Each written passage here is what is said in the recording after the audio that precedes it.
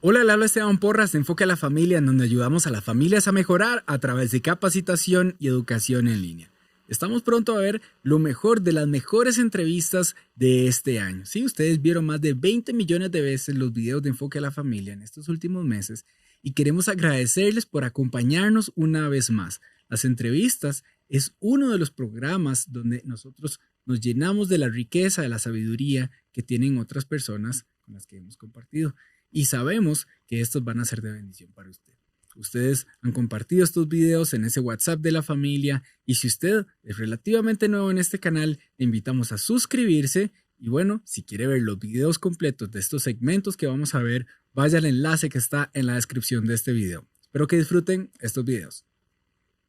Yo creí que esto estaba bien, yo creí que tal vez solo me iba a afectar a mí un poquito y al final llevó algo más. ¿Cuáles son esas cosas que las personas descuidan? Esos pequeños portillos o esas cosas que hacen que uno comience a borrar el límite.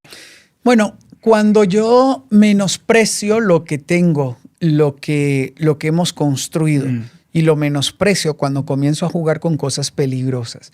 Una de las cosas que el enemigo hace es quitarnos la sensibilidad y el temor a Dios. Dios te dijo que no podías comer del árbol, no va a pasar nada. Entonces, tomó una verdad, la distorsionó y metió la duda en el corazón de Eva. Metió algo que le fue apagando eso que es importante. En una ocasión, un esposo me busca y me dice, es que mi esposa yo la veo distraída, yo la veo que se coquetea más, que esto y que lo otro. Y dio la casualidad que llegué a esa ciudad y en algún momento la esposa me dice, mi esposo no es emocionante en el campo de la sexualidad. Y en el trabajo llegó un cliente y ella sonrió pícaramente diciendo, y ya hemos hecho de todo. Y en ese momento me dio un escalofrío profundo, porque lo que ella vio como una aventura donde estimulaba los sentidos del placer se convertiría en una trampa mortal. Entonces yo le dije, no juegues con eso. ¿Por qué usted no deja a su esposo y va con esta otra persona? No, porque esta otra persona es casada. Además vive en otra ciudad. Yo le dije, si usted abre esa puerta, usted no sabrá cerrarla después. Con el tiempo, tristemente, ellos se divorciaron y yo seguí preguntando al esposo qué ocurrió con ella. Ella abrió una puerta de andar con hombres porque abrió la puerta del placer. Cuando uno abre la puerta a la pornografía o a aventuras sexuales, el problema es que la pornografía va a generar adicción. En cambio, las relaciones íntimas en el matrimonio no generan adicción. Hay que poner esfuerzo, tolerancia, paciencia, deseo, planificarlo. Esa es una expresión de amor. Pero cuando usted se entrega a pasiones desordenadas, violentando los límites que usted mencionó en la Biblia, impureza sexual, pasiones desordenadas, conversaciones que corrompen las buenas costumbres, y amplío el texto ahí de conversaciones al mundo del siglo XXI, es videos que corrompen sus buenas costumbres, chat que corrompen sus buenas costumbres, amigos que corrompen sus buenas costumbres, o la fantasía de las redes sexuales que despiertan emociones e infidelidades emocionales donde usted comienza a involucrarse con alguien que genera una fantasía. Nuevamente, es una fantasía, no es amor real. El amor real es lo que usted tiene en casa. Entonces, lo que yo quiero decirle es, el peligro está, Esteban, en que yo abra puertas peligrosas. Por eso, todo matrimonio debe leer este artículo. Todo matrimonio debe sentarse a establecer los límites que van a proteger su matrimonio. Y esto es indispensable. Le doy otro ejemplo. Conocí a un amigo, 40 y tanto de años, una esposa preciosa, era una modelo, una persona físicamente bella, una persona emocionalmente agradable, espiritualmente sólida. Y él comenzó a jugar con lo que el artículo comienza a decir. comenzó a quedarse tarde en la noche viendo pornografía. Ella le advertía el peligro. Ella le decía, no creo que esté bien. Si usted se queda en la noche viendo pornografía, no descansa bien. Baja las defensas emocionales, baja las defensas espirituales y usted abre su imaginación aún a fantasías que lo pueden llevar a actitudes peligrosas, porque usted pierde la línea del respeto, pierde la línea de lo que es correcto. Esta persona perdió su trabajo, terminó en un juicio de cárcel porque comenzó a chatear con jóvenes menores de edad. La policía descubre su delito porque nunca chateó con jóvenes menores de edad, sino que era la policía cibernética para detectar pedófilos. Bueno, él experimentó una vergüenza pública, tuvo una sentencia que le obligaba durante varios años llevar su expediente judicial a donde quisiera llegar a vivir. Es decir, perdió toda la dignidad que un ser humano tiene. Cuando conocía el caso a profundidad, él terminó diciendo, yo nunca consumé nada. No consumó nada físicamente, consumó todo emocionalmente, pero lo llevó a concretar un delito visitando a una menor de edad y concretando una cita. Y la pregunta es, ¿qué lo llevó ahí? Aquí hay 2 recomendaciones en este artículo que son muy buenas. Uno, ninguna pizca de inmoralidad. Como ha dicho Esteban, si mi cónyuge ve algo, es que no me gusta cómo te trata, no me gusta cómo te besa, no me gusta esto, usted aléjese. Es importante que no abramos puertas. Y la tercera recomendación es abstenerse de películas, libros o revistas con desnudos o narrativas que estimulen la inmoralidad sexual. Ahora, yo quiero hacer... Hablaste de cuidado con cómo ella te trata, cómo ella te ve. El no quedarse solo con alguien de sexo opuesto es algo que es fundamental. Que cuidamos mucho. Ahora, ¿qué le dirías a alguien que su trabajo mucho en su día a día es quedarse solo con alguien del sexo opuesto? Por ejemplo, un consultor, un profesional. O tienen que hacer un viaje de una capacitación. Ella se queda en el mismo hotel que él. Así tal vez lo pagó el recursos humanos. Y yo tengo que decirle a mi esposa, vieras que voy a viajar con tal persona. ¿Qué recomendaciones le darías a alguien que está expuesto a esto? No que alguien que ha elegido por voluntad propia quedarse con el sexo opuesto, sino es alguien que por sus condiciones de trabajo puede verse más expuesto a esta realidad. Cierre todas las puertas, rinda cuentas, informe a su cónyuge, al trabajo y respete las reglas que el trabajo establezca. Siempre vamos a tener contacto con personas del sexo opuesto. Eso es natural, pero no significa que yo abra puertas peligrosas. O cuando usted sienta, me es agradable esta persona y quiero recibir un mensaje o enviarle mensaje o que me escriba o que podemos vernos, usted inmediatamente háblelo con su cónyuge y cierre todas las puertas. ¿Por qué?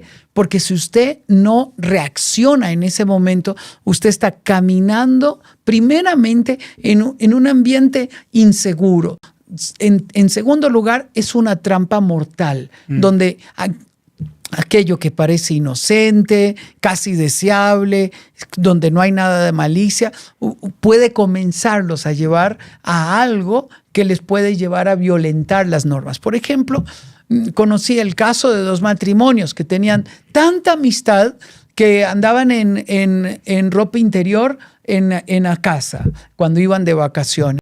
Cuando yo escuché las dos parejas, yo les dije, eso es peligroso, eso no es correcto, porque ya estamos violentando una norma de privacidad y de cómo nos lucimos solo como esposos. Pero si ustedes son tan amigos que comienzan a andar de forma privada delante de otras personas, eso es peligroso. Si usted quiere recibir, si usted está deseando recibir comunicación o comunicarse o arreglarse para alguien, usted tiene que cerrar la puerta. Y aquí quiero explicar algo. No significa que mi cónyuge me controle. o que yo me oculte para que no sepa, entonces yo soy un astuto porque me oculté. Usted no se oculta de usted mismo, usted no se oculta de Dios, usted no se oculta de las consecuencias. Entonces yo tengo que asumir la responsabilidad de mis actos. No es que yo engañé a mi cónyuge y que ella no sabe. No, el idiota es usted, perdón. La persona que abre puertas peligrosas es usted. Y usted no puede ocultarse de su conciencia. Usted no puede ocultarse de enfermedades de transmisión sexual. Usted no puede ocultarse de la consecuencia de una paternidad o una paternidad fuera de una relación, de la relación con su cónyuge. Eso va a despertar temor, angustia, culpa, va a arriesgar todo. Entonces yo tengo que tener en cuenta toda la lista de las cosas que pueden generar problemas, las consecuencias que voy a tener. ¿Qué consecuencias? ¿Qué puedo perder? ¿Qué voy a ganar con eso? Entonces usted racionalice los sentimientos que está experimentando. Y cuando usted racionaliza los sentimientos que usted está experimentando, usted se aleja del peligro. No, que yo escuché que una amiga dijo que todos los días y nosotros una vez al mes. ¿Cuánto es la frecuencia buena, saludable en un matrimonio? La que ustedes quieran. Pero no se compare, no se compare. Tampoco puede compararse, mucho menos con películas o con lo que dicen en redes sociales, de ninguna manera. Claro. La mejor manera que el escritor dice acá es que ustedes hablen al respecto. Y el que tiene más apetito sexual tiene que expresarlo de la mejor manera. Número 1, el hecho de que estemos casados, tiene que recordarlo. No le convierte a usted ni en señor, ni en señora, ni dueño del cuerpo de su cónyuge. Yo tengo que respetar a mi cónyuge. Siempre la intimidad sexual nace en una aceptación, en una admiración mutua, nace en el respeto mutuo, y esto significa en el diálogo. Entonces, el problema de la sexualidad es que no lo hablamos, lo tratamos como un tabú, como ella debe de entender, él debe de entender, o ella debe de saber que yo quiero, o es que usted no me dijo. Entonces, las expectativas tenemos que dialogarlas. La intimidad sexual, cuando se inicia en el matrimonio, está llena de expectativas, pero cuando pasan los años puede venir la rutina, el cansancio y el perder el apetito sexual porque nos acostumbramos a tenernos.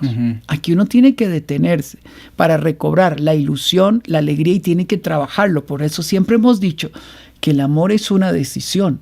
Entonces, cuando usted decide estar en casa, amar a su cónyuge, usted siente las cosas más bellas del mundo, pero usted tiene que decidirlo, de volver a poner su corazón, su atención, de observar, de mirar, de desear a su cónyuge, de planearlo, de ponerse de acuerdo, no cuando a mí se me ocurra. Y si la otra persona, a mí se me ocurre, y la otra persona está cansada o de verdad tiene dolores de cabeza o ya tiene mucho sueño, entonces ahí usted tiene un problema. Por eso la expectativa se resuelve dialogando. Ahora tenemos que tener claro, siempre va a haber una persona que quiera tener menos relaciones sexuales que la otra.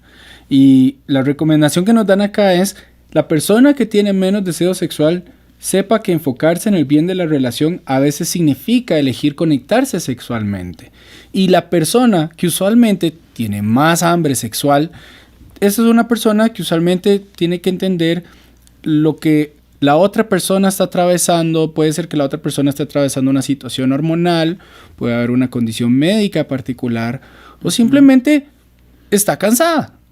Y entonces la persona con más hambre sexual tiene que tener más como sensibilidad a la realidad que experimenta otra persona, y en vez de culpar, a decir es que vos nunca querés, más bien esa etiqueta va a crear un sentimiento permanente de sí, yo soy la persona que nunca quiero. En vez de más bien bendecir, acompañar, escuchar y habilitar y elevar el estado, no solamente emocional, sino el valor que tiene la otra persona para mí, independientemente si quiere tener relaciones sexuales o no. Nosotros podemos hablar tranquilamente de la sexualidad en el matrimonio, porque me imagino que hay muchas personas que nos escuchan que dicen, cada vez que hablamos de esto, es un tormento. Claro, el problema de la sexualidad es que lo hemos manejado como tabú. oculto. Un tabú es algo que todos saben pero que nadie habla. Es tabú. Ujú. Entonces todos imaginan cómo debería de ser, pero como no lo hablamos, no llegamos a un acuerdo ni a una armonía entre nosotros. Y eso nace por la falta de educación sexual. Y esto es importante entenderlo. Tal y como lo has graficado, me parece extraordinario. Es una conversación de auto, una conversación de desayuno, una conversación de sala cuando ya no hay interrupciones. Y es una conversación íntima, no con amigos ni con familiares. El tema sexualidad es de nosotros, Sí. nada más de nosotros. Entonces, ese nada más de nosotros tiene que tener una capacidad de comunicarse con honestidad. ¿Qué no hacer en la comunicación? Que en medio de la intimidad sexual alguien diga, es que otra vez lo mismo. Eso apaga cualquier fuego. claro. Eso es como que caiga un montón de agua sobre una llamita que uno quería que fuera una hoguera.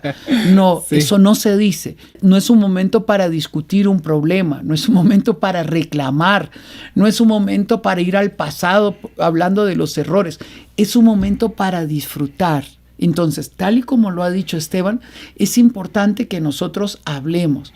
El mejor proceso de educación sexual es el diálogo suave, gentil y amoroso entre la pareja, donde el uno al otro le dice, tal y como lo ha dicho Esteban, qué le agrada, qué no le gusta, cómo le gusta, qué es válido, qué no es válido. Entonces, si tenemos este diálogo, nosotros podemos llegar a un acuerdo que despierte el apetito sexual en el matrimonio y nos permita a nosotros disfrutarlos. Nuevamente una palabra de advertencia. No introduzcan literatura dañina o películas pornográficas para buscar el estímulo sexual. Eso es una contraindicación. Jamás introduzca terceras personas en su intimidad, aunque sea una película o un libro. Pueden leer buena literatura, y aquí en Enfoque a la Familia hay varios artículos sobre este tema. Venga y lea este artículo, vea lo que hemos hablado sobre el tema, pero sobre todo, hablen entre ustedes. Tienen que definir cosas básicas. ¿Qué es válido? ¿Qué no es válido? Nunca debe producir dolor. ¿Cómo preparar el ambiente? ¿Qué ambiente nos gusta? Pueden bailar un rato en habitación, pueden poner buena música, pueden poner un nivel de luz que se acorde, pueden ducharse juntos, pueden acariciarse el tiempo necesario juntos, tienen que tener un tiempo previo de caricia. Pueden hablarlo desde la mañana, que lo van a vivir en la noche. Ahí viene una expectativa que viene trabajándose, donde vamos a tener nuestro encuentro. ¿Cómo se logra? Dialogando. Una esposa está hablando con el consejero y le dice, yo nunca le he contado a mi esposo que no quiero tener relaciones sexuales porque tengo demasiado calor. Y el consejero le dijo, hable con su esposo y cuéntele. ¿Qué hizo el esposo? Acto seguido compró un aire acondicionado y lo instaló en su habitación. Así de sencillo se pueden resolver las cosas en el matrimonio, especialmente en este tema de la sexualidad. A veces puede ser un tema más complejo, pero a veces puede ser algo así de simple, que si nosotros lo conversamos podemos tener una mejor experiencia. Ahora, yo me hago la pregunta, ¿quién nos hizo pensar a nosotros que la educación sexual ya se detenía en la adolescencia? Que nosotros, nuestros padres, eran los únicos responsables de educarnos sexualmente, que sí es cierto, cuando somos niños y luego cuando somos adolescentes, sí es que nos llegaron a hablar sobre educación sexual. Pero asumimos que cuando llegamos a la etapa adulta, nadie más tiene que seguirnos enseñando. Y yo quiero decirles a todos, su cónyuge le va a seguir enseñando sobre la educación sexual. Porque entre más hablemos nosotros sobre qué nos gusta, qué nos disgusta, qué es algo que decimos, uy, esto como que está genial, tenemos que seguirlo practicando y me siento íntimo contigo, usted está siendo educado o educada sexualmente. Entonces que nunca venga a su mente que ya usted llegó a saberlo todo. Su cónyuge ahora es su maestro en el tema de sexualidad. Y si lo hablan como ahora lo dijo mi papá, con respeto, donde ponen reglas claras, pero también tienen una conversación honesta. ustedes van a poder aprender mucho más y disfrutar mucho más. 2 propósitos: cercanía e intimidad. La genitalidad, la eyaculación o el orgasmo que experimenta el hombre y la mujer es una culminación de toda una música que se vivió anteriormente. Pero cuando hablamos de intimidad sexual, no estamos hablando a un acto físico. Estamos hablando de un encuentro emocional entre 2 personas que se aman, donde no hay vergüenza, donde no hay miedo, donde no hay complejo, donde no tengo temor a que me duela o a que me ofenda o a que me abuse. Por lo tanto, nunca es contra la voluntad de la otra persona, nunca es cuando yo quiero o en la forma en que yo quiero. Siempre hay un acuerdo, es una complicidad, siempre tiene que haber un estamos de acuerdo, un encontrarnos. Pero tengo que decirlo, no ocurre en automático.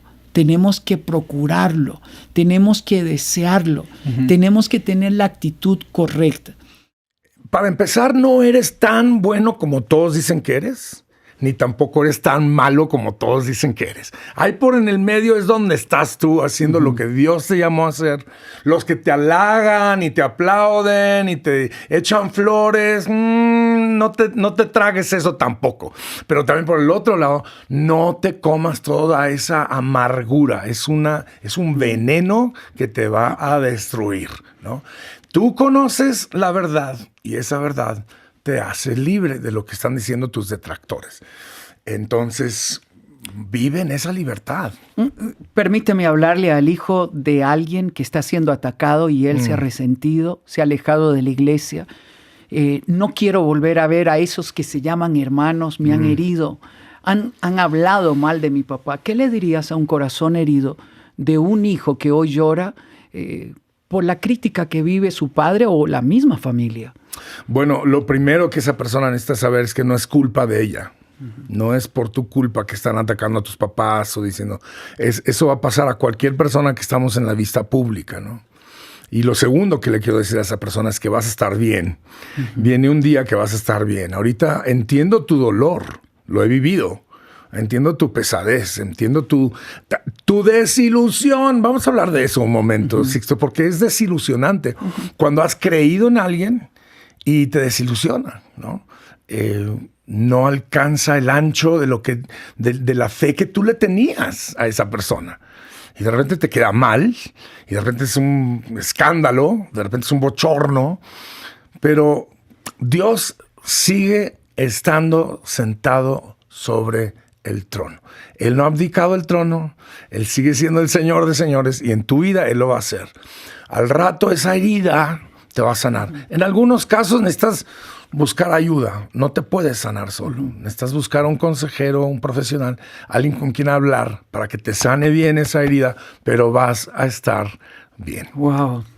Y no lo olvides, tú que nos estás escuchando y viendo, no lo olvides, vas a estar bien. Dios presentará defensa contigo y por ti. Y muchas veces cuando lo hemos enfrentado hemos tenido que volver a escuchar la voz de Dios y dejar de escuchar aquellas voces que nos lastiman. ¿Cómo has restaurado el corazón de tus hijos cuando se han sentido frustrados o decepcionados con la vida o la sociedad? ¿Qué les has dicho? Híjole, esa parte es muy, muy difícil, ¿no? Porque lo que uno menos quiere es que sus hijos sufran. Y cuando ves a tus hijos sufrir, wow, esa es la parte muy difícil. Pero luego tengo que recordar que el Señor es el Señor de ellos. Yo no soy el Señor de ellos. Ellos tienen una responsabilidad personal con el Señor y su relación con Dios es muy personal. Y hay cosas que posiblemente yo como su papá, a lo mejor puedo ayudarles con algunas cosas, pero hay otras cosas. Por ejemplo, sus propias desilusiones, aún quizás sus desilusiones conmigo mismo, ¿no? Eso es algo entre ellos y Dios. Ahora, cuando nuestra familia... Mi familia es muy, ¿cómo le puedo decir? Muy vocal. Mis hijos crecieron dando sus opiniones, hablando sus opiniones. Es algo que Miriam y yo les dimos esa libertad de hacer en la casa, ¿no? Hay veces que sus opiniones no van de acuerdo con las mías, pero igual tienen la libertad de hablarlo. Entonces, si tienen una desavenencia conmigo, vienen conmigo y me lo dicen directamente, ¿no? Pero cuando ellos tienen una desilusión con la vida, con la forma en que la vida los ha tratado, lo que tienen que siempre encontrar en su mamá y en su papá es el abrazo, ese consuelo. Ellos pueden saber que pueden venir con nosotros y los vamos a abrazar, los vamos a consolar. Pero la desilusión de esa situación es algo que ellos tienen que tratar directo con el Señor, y yo puedo orar por ellos y animarlos, pero al fin de cuentas es su relación con Dios directa la que va a ayudarles a sobrevivir esos golpes que la vida nos trae a todos. Mano, para mí, cuando yo leí, cuando supe de este concepto del descanso, la teología del descanso, vamos a llamarla así, a mí me cambió la vida, y me pasó en el 2006. Fue cuando yo empecé a entender, porque yo estaba ante muchas presiones, muchas decisiones, y mi interior estaba mal. Y me acuerdo que yo fui, en ese entonces estábamos nosotros ahí en Lakewood, y me fui a platicar con mi pastor, el pastor Joel Osteen. Le dije, yo necesito desenchufar. Y nunca olvido su respuesta. Y lo honro por su respuesta. Me dijo, es increíble cómo la gente, cuando sabe que tiene diabetes, un problema con el riñón o con el pulmón, la iglesia tendemos a tener mucha fe para creer para esas sanidades, pero descartamos las necesidades emocionales y psicológicas que tienen el mismo peso que un riñón dañado. Y me dijo, tómate el tiempo que necesitas. La iglesia va a pagar todo tu tiempo de descanso. ¿Cuánto tiempo crees que necesitas? Y como me dijo que me tomara todo, yo dije, yo por adentro pensé, ¿cuánto me debo? Le dije, 1 mes. Me dice, si quieres, tómate 2. Yo nunca había tenido una respuesta así de parte de un hombre de Dios, de un pastor, de un líder. ¿Por qué? Porque especialmente en América Latina tenemos esta mentalidad de que, ¿te acuerdas del himno? Trabajar y orar. En la vida. ¿Por qué? Porque Cristo viene pronto, hermano, hay que trabajar mucho. Espérate tantito. Yo ya no doy. Entonces, mi trabajo es mediocre. Mi pasión está por los suelos. Mi energía no da. Pausa. Voy a ir a encontrar qué es lo que me reabastece. Y todos tenemos algo. ¿Cómo han logrado vos y Miriam impulsar a sus hijos al ministerio? Y aquí quiero hacer un contraste. Cada vez que viajo y por muchos lugares, encuentro un alto porcentaje de hijos de pastores que no tienen la misma experiencia que estás contando. Exacto. ¿Cómo lo han logrado ustedes? En estos días que te miraba ministrar al lado de tu hija, ver a tu hijo orar, a Miriam orar, y ver a toda la familia involucrada, ¿cómo se logra? No es una pregunta muy fácil, ¿verdad? Porque es una pregunta que son décadas de trabajo, de oración, de lágrimas, de gozo, de victorias muy grandes, de tristezas también profundas.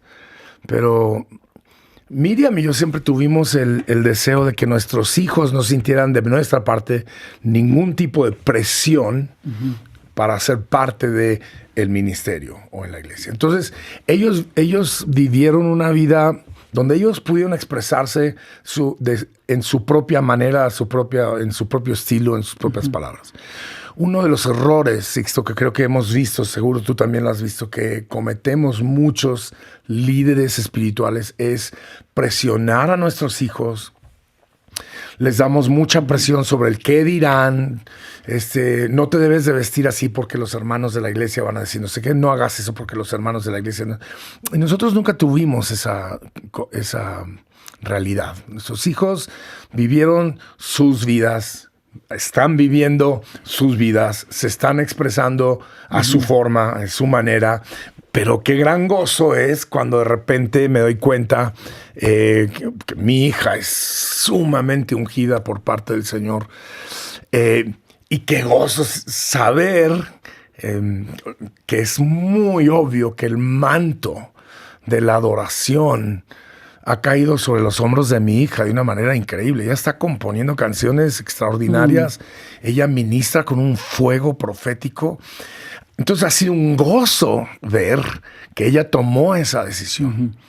Y mi hijo, el menor, también va para pastor que vuela, ¿no? Porque él Se le también tiene nota una fácilmente. fuerza, tiene un amor por la gente, una carga, pero no es menor mi gozo al ver a mis 2 hijos que no están escogiendo el ministerio. ¿Por qué? Porque son extraordinariamente talentosos. Tienen mentes increíblemente... Yo me admiro tanto. Yo cuando los oigo hablar digo, ¿de quiénes son hijos? Pues tienen un intelecto los 4. Cuando se juntan los 4, es muy espectacular experimentar y verlos y escucharlos porque son muy intelectuales los 4. Y cuando ellos hablan entre ellos, es un gozo muy grande. Qué hermoso. Y me emociona el futuro de ellos, al igual del futuro de mis hijos que han escogido también estar en el ministerio. Esto es emocionante y nosotros tenemos que aprender a celebrarlo cuando se da. Vamos a la escena de un padre que llora, pero los míos son pródigos, te dicen. Se fueron, no quieren nada con Dios. ¿Qué hago? Bueno, papá, lo primero que te quiero recordar es que tú no eres el Espíritu Santo. Eso es muy importante. Las mamás y los papás que creen que por sus palabras y por su fuerza emocional van a convencer a sus hijos, lo único que están haciendo es enajenarlos. Los están empujando más para afuera. Tú necesitas entregar esa situación en las manos del Señor y empezar a reclamar los dones de tus hijos para la casa, para tu familia. Si se fueron, entonces tú necesitas empezar a orar, Señor, ayúdame a saber cómo recibir a mis pródigos. Mira, hablando del pródigo, ¿no? La parábola del hijo pródigo, que es una de mis parábolas favoritas, realmente esa parábola tiene mucho menos que ver con el hijo que con el padre, Sixto. Esa parábola realmente es una vista de lo increíble que es el corazón del padre, que lo estuvo esperando todos los días en la puerta de su casa, viendo, ya hoy viene mi hijo, ya viene mi hijo. Y te imaginas esa ilusión, ¿no? Sí. Y un día cuando lo ve de lejos, dice, ya llegó. Ok, papá, ten ese corazón. Ese papá no fue allá buscando a su hijo, sacudiendo y viendo, ya te me vienes a la casa porque yo aquí. No, esas tácticas no funcionan. Pon a tu hijo en las manos del Señor. Ese hijo, por el otro lado, se encontraba ya tirado entre marranos.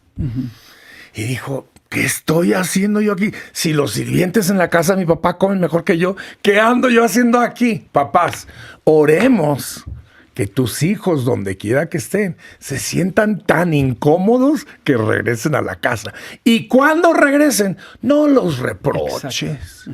Ya te fuiste, te gastaste todo el dinero y ahora quieres volver. No, abrázalo. Mira lo que hizo el papá en la parábola del hijo pródigo. Le hizo una fiesta. Mató el becerro gordo. Le dice, bien, mi hijo estaba perdido y ahora ha sido encontrado. Gózate, papá, cuando regrese tu hijo. Pero recuerda, y termino con esto, no eres el Espíritu Santo. Así es. El Espíritu Santo es el que hace la obra, no tú. Mi mamá un día me dijo, yo le dije, mamá, ¿cómo es que tienes paz si sabes que andamos mal en la adolescencia? Me mira, me señala y me dice, porque yo conozco el final de la historia. ¡Amor! Un día, uno a uno de ustedes volverá al camino que les enseñé. Y nos vio a todos regresar al Señor. Hay gente mala. No solo gente enferma mentalmente con el tema de la sexualidad, sino que hay gente perversa que comercializa con niños por un tema de sexo o por un tema de tráfico de órganos. Entonces, uno debe de entender que hay un submundo delictivo y tristemente muchas autoridades envueltas en este tema ocultan el tema y por eso no termina judicializado, porque son personas que en posición de autoridad han caído en la trampa de convertirse en delincuentes.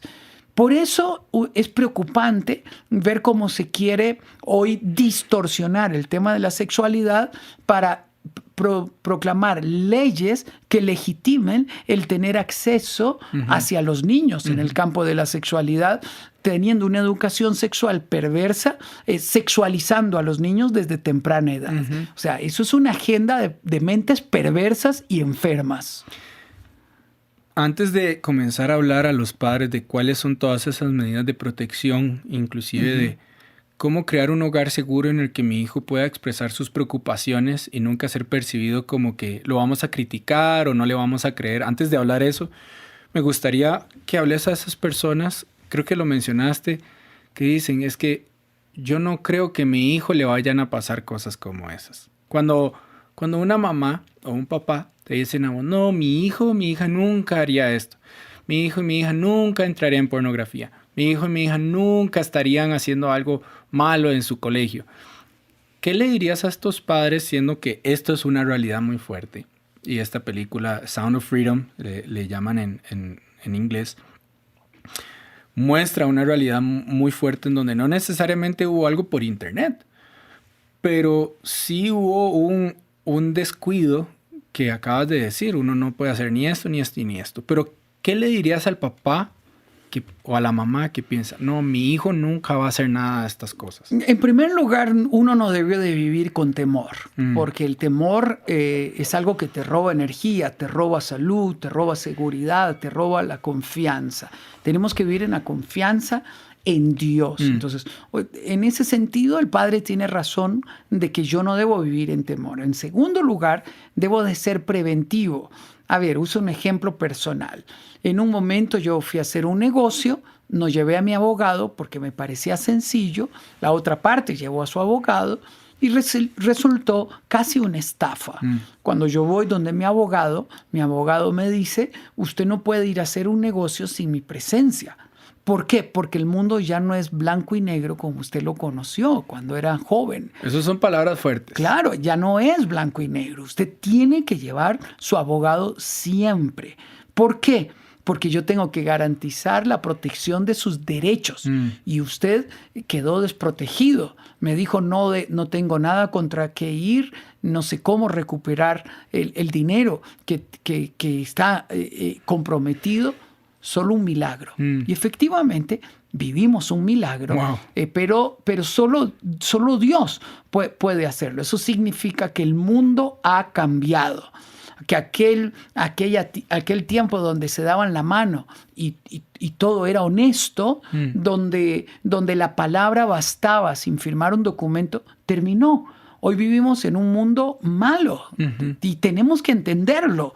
El otro día unos amigos se mudaban de Miami a Dallas, contrataron la compañía más barata de transporte, de mudanza, y las cosas no llegaron. Y yo le pregunté, ¿y qué pasó? Nos llamaron y nos dijeron que si queríamos las cosas teníamos que pagar tanto por un rescate. Es decir, son estafadores. La otra vez estaba en Chicago dando una conferencia y los amigos empresarios me dicen, todas las semanas recibimos amenazas de personas que dicen, por protección usted tiene que pagar tanto y nosotros le vamos a garantizar. Dice, y tenemos que armarnos de valor para enfrentar este mundo. Hoy vemos estafadores bancarios en el campo financiero, es decir, la otra vez me llamaron a mí, me dice, yo leo sus libros, yo escucho sus mensajes y necesita usted meterse en esto, poner esta clave. Y yo llamo a mi contador porque me parecía tan real y mi contador de una vez me dijo, es una estafa. Wow. O sea, salga de eso, es una estafa. No abre ese sitio de internet, ellos van a pedirle esto y esto. Luego me volvieron a llamar.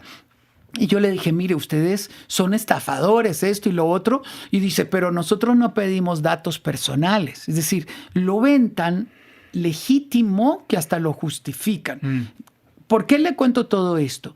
Porque el mundo cambió y uno debe de entender, Esteban, que hoy vivimos en un mundo malo donde debemos de ser preventivos 100%. Por ejemplo, hogares de familias buenas donde me han dicho, mi hija antes de los 15 años no tiene una red social propia. Y aún teniéndola, después de los 15 años, no hay códigos entre nosotros. Nosotros tenemos acceso a todo lo que ella publica y lo que le publican. Y hemos creado una capacidad de análisis. Entonces yo le dije, y si su hija quiere entrar a ver los chats de sus amigas, dice, puede entrar a través de mi cuenta. Eso se llama ser preventivo. Wow. Número 2, hay formas de ver todo lo que se navega en Internet y tiene que haber un control. no solamente parental hacia nuestros hijos, sino de rendición de cuentas entre nosotros. Entonces, usted tiene que informarse para que pueda haber una forma de que todos rindamos cuenta, y esto nos sirve a nosotros de protección.